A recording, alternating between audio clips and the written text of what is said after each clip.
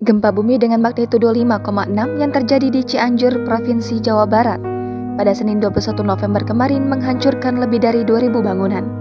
Badan Penanggulangan Bencana Daerah Cianjur melaporkan ada 162 korban meninggal dunia dan 326 korban luka-luka.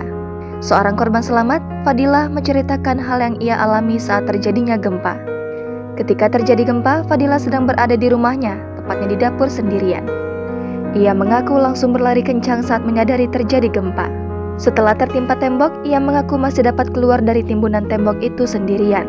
Namun, Fadilah mengalami luka pendarahan di bagian kepala dan kaki. Ia akhirnya dilarikan ke rumah sakit.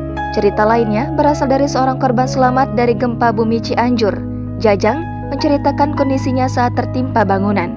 Ketika terjadi gempa bumi pukul 13.21 waktu Indonesia Barat, ia sedang berada di bengkel untuk memperbaiki mobil. Tanpa aba-aba, dirinya merasa goyang, lalu bangunan ambruk.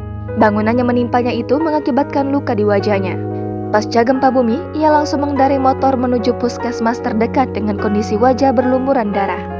Cerita korban selamat juga disampaikan oleh seorang staf KPU Kota Sukabumi, Ersya Agnesia. Sebelum terjadi gempa, dirinya berada di kantor KPU Kota Sukabumi. Ketika terjadi gempa pada pukul 13.21 waktu Indonesia Barat, Ersya dan karyawan lainnya berhamburan keluar gedung. Katanya, ia menjadi semakin panik karena melihat barang-barang di ruangan yang berjatuhan. Pasca gempa, ia mengaku masih cemas, panik, dan takut untuk kembali ke ruangan. Jangan lupa subscribe, share, komen, dan like ya!